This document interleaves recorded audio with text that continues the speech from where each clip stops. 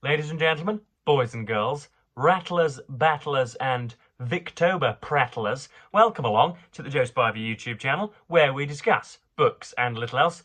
And usually on this channel, folks, it is a concatenation of idiocy at the start, isn't it? Somebody will be mounting a ladder and they will fall to their sorry death. Usually somebody injects tramadol, or usually something is, it's like the Muppet Show, somebody is gunked in green excrement. It's all horrid and terrible, and very, very rarely nowadays, even though it used to be on my meat and drink, very, very rarely nowadays do we devote 15 or 20 minutes to the discussion, dissection and analyses of one dear old book. But today we are doing that. This comprises part of my Victober coverage, which, as I'm sure you will know, is a booktube event which systemically and culturally compels both content creators and dear old profligate consumers like yourselves to read Victorian literature, which I think is defined as books written roughly between the years 1837 to 1900 something. I think it was 1901 when Victoria finally copped it.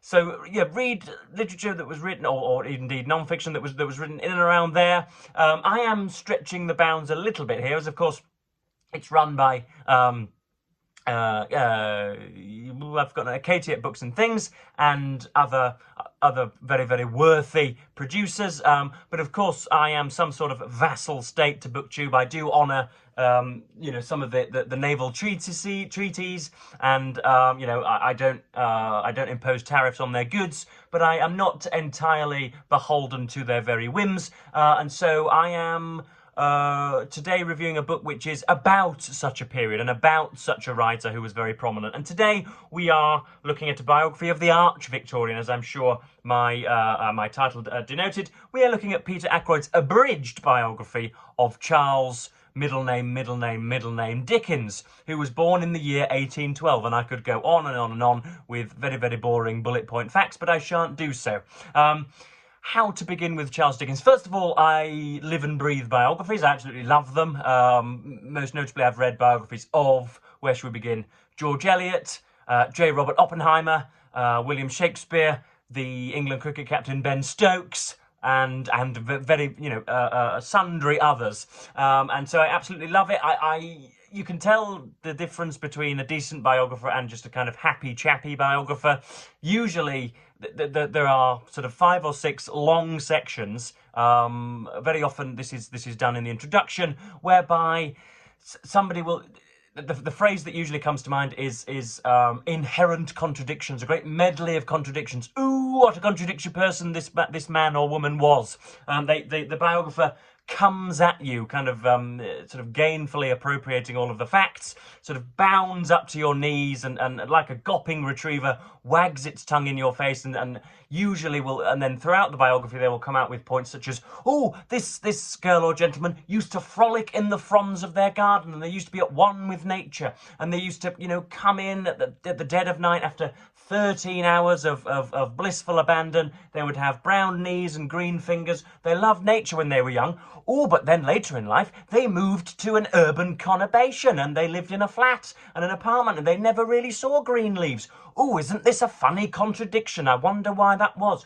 Oh, here was a person that used to drink 3 or 4 litres a day of water, and after drinking 3 or 4 litres a day, used to go and urinate, above their toilet. And oh, goodness me, were they in fact, rather than just doing normal bodily issues, normal bodily functions, were they perhaps looking to expel some inner demon through their urinary tract? That kind of straw clutching, essentially, folks, where they are just making work for themselves, when in fact they fail to realise that most human beings are a great panorama of very, very, very different emotions. People can cry and people can laugh in the same day. People can love figures at age 7 and hate them at age 47. People can be poor when young and rich when they're old, and there's no need to overanalyze that. Lots of biographers do far too much work on the granular details and then miss the great sort of whopping stories of somebody's life. But Ackroyd does not do that. I was very, very harsh. I treated him very harshly when I reviewed his biography of William Shakespeare of Stratford-upon-Avon. You can see there that I'm adopting the language of an Oxfordian, but there we are. Move on from that, Joe. But this is yeah, utterly fantastic. This is abridged, and yet this is 600 pages, so this is ample. I should imagine the original came out in 2 volumes, but this was, yeah, this was just one unitary accompaniment. So this was yeah, as I say, jolly fantastic. You get with Charles Dickens, the man, you get somebody who didn't quite crawl from the ghetto. I thought that he really was born into abject poverty. I thought that he was, you know, I thought he would be sort of stroking the donkeys and sweeping the sawdust and, you know, begging for kopecks round the corner, even though that, of course, wasn't the currency in Britain at the time, but it was the only word that came to my mind.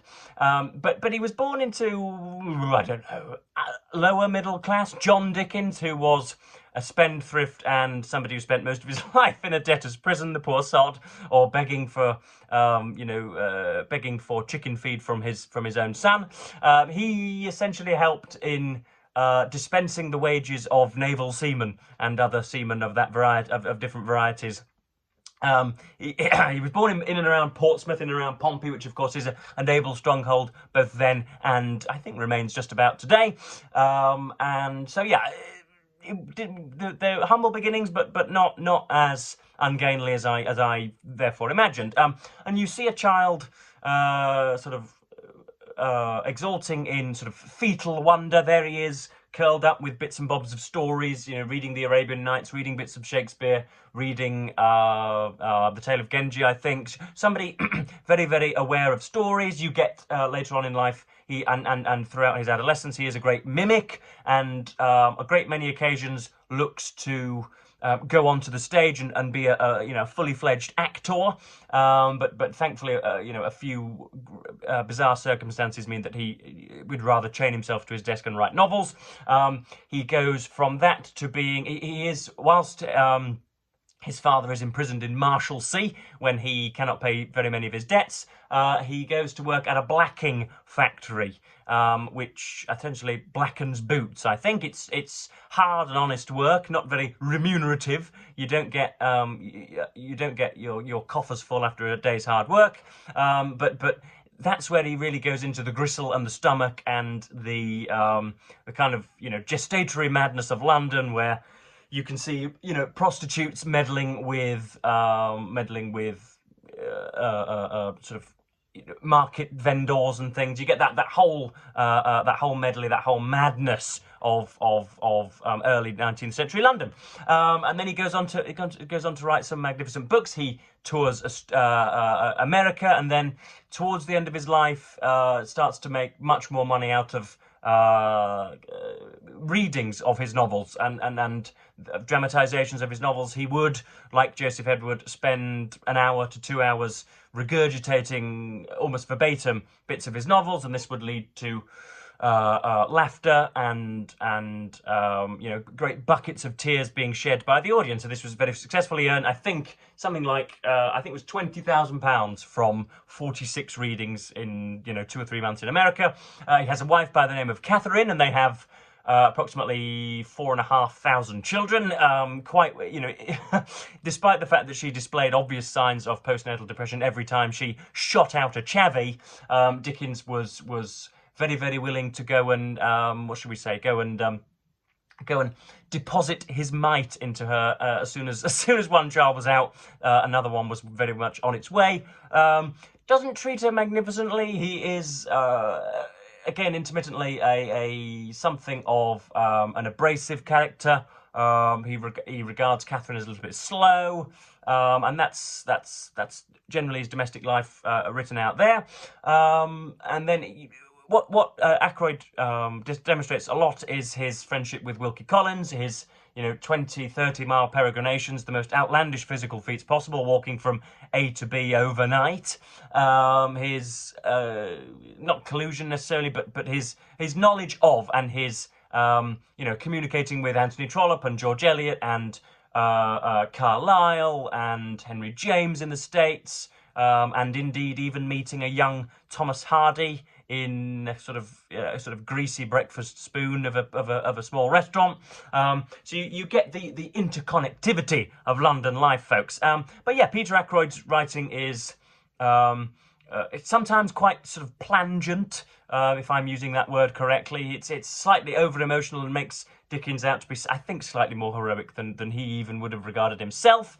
But there's adequate coverage of the novels in here, and you can see he charts a difference from the start, from the Pickwick Papers and from Oliver Twist and Nicholas Nickleby through to Copperfield and Bleak House and A Tale of Two Cities and Great Expectations and Our Mutual Friend. That's obviously not all the novels, but that's a kind of rough span of I think the most prominent ones. And yeah, this is very, very spectacular, and I would recommend it to you all if indeed you're interested in reading biography. Of course, this isn't Dickens' own writing, but it includes a great deal of the man's scribblings anyway. So I've got a few sections that I want to highlight just to give you a gist, and this is very many times in the novels, in the biography, and whenever indeed it is that I'm reading about or reading of Victorian writers, their almost just their inexplicable stoicism, their mad stoicism, just to drive on and on and on. They could have, seen the deaths of 3 close relatives that very afternoon, and then been attacked by a rabid school of squirrels, and then found their own femur in 4 bits after falling from a 7-story building, and yet they would still go home and write 7,000 words of the most majestic prose possible. And that never fails to get me. And we're talking about Dickens's early life as, I've written at the bottom there, admirable stoicism, somebody looking very much to move on. It is possible at this time that he contemplated the idea of escape back to William Giles's house, perhaps, and to the scenes of his happier years, back to the hope of being learned and distinguished once more. It's worth noting that when he was at the blacking factory, all of his reading, all of his writing, and all of his copious imaginings were stalled by industry, or at least of going away somewhere like the hero in a story to seek my fortune. Certainly this is the dream he gives to David Copperfield, who leaves the warehouse in which he works and makes his own pilgrimage to Chatham, where Dickens had once lived, and to his kind aunt there. Yet if he had such dreams, they soon faded. Transient visions, as he records in David Copperfield again, daydreams I sat looking at sometimes, as if they were faintly painted or written on the wall of my room, and which, as they melted away, left the wall blank again. So he suffered, but he suffered in secret. Never once did he complain to his working companions or even to his parents. I never said, to a man or boy, how it was that I came to be there, or gave the least indication of being sorry that I was there. I kept my own counsel and did my work. Now, how in need of that? In the age of Meghan Markle and Kim Kardashian and Harry Styles and Tom Hardy and Cillian Murphy, how much do we need that sort of self-imposed silence these days, where we should just sort of pop our heads down and get on with things, which of course is contrary to all of the much more fanciful literature of mental health nowadays, but so be it. Next up we have Ackroyd highlighting Dickens's, what should we say, cognizance of popular sentiment. He was, for better or for worse, throughout his life, he was not condemned, but he was criticised heavily by the learned, the cognoscenti and the intelligentsia for being something of a writer for the working classes, heaven forbid. For just creating sort of caricatures, creating gargoyles that would have appealed to, noble savages and those simpletons that were,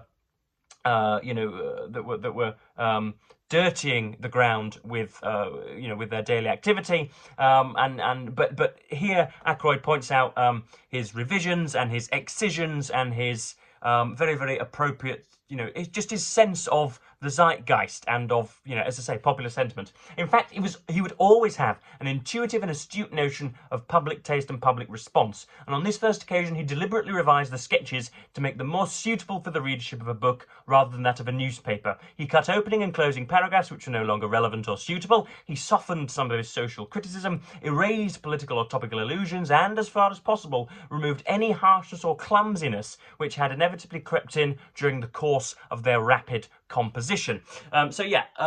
Worth noting out that obviously everything of Dickens' works was serialised, and he was a worker on very many periodicals, all the year round, and another whose name is going to escape me. He knew very well how it was that things were sold and things were distributed, and he He kept an influential hand in the illustration of his books. So he goes through about 4 or 5 illustrators in his life, and is often very particular about just what it is that's drawn as the facsimile or the frontispiece, and which sketches indeed dapple the text. And yeah, you sense a man, an acquisitive gentleman, somebody who could be a hard taskmaster of himself and others around him, but then again somebody quite jolly. And you can see that I'm doing the kind of the biographical excrescences that I so detested earlier on in this video. But yeah, you do sense a strange man to be around. But anyway, next up we have somebody who was unable to stay serious, apparently, even at funerals, and even when despondency was a requirement of the situation, you could find Dickens sniggering in the background.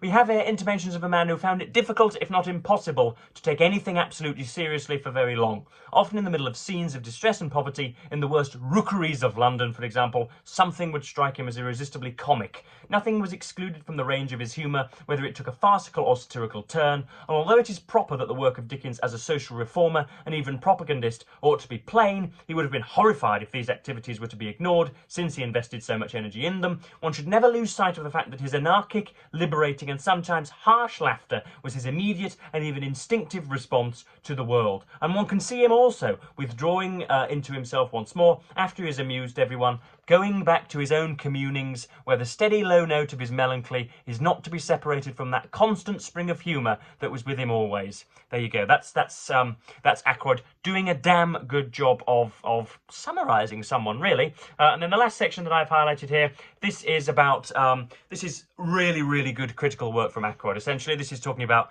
Christian motives. Every year, Dickens would write a Christmas story, the most famous of which, of course, is A Christmas Carol, but he wrote a great deal more, and that was what kept him in the public eye, often when he'd gone 2 or 3 years without writing, and he'd only been, editing and helping Wilkie Collins on his way. But this is just, as I say, an example of Ackroyd doing his scholarly best.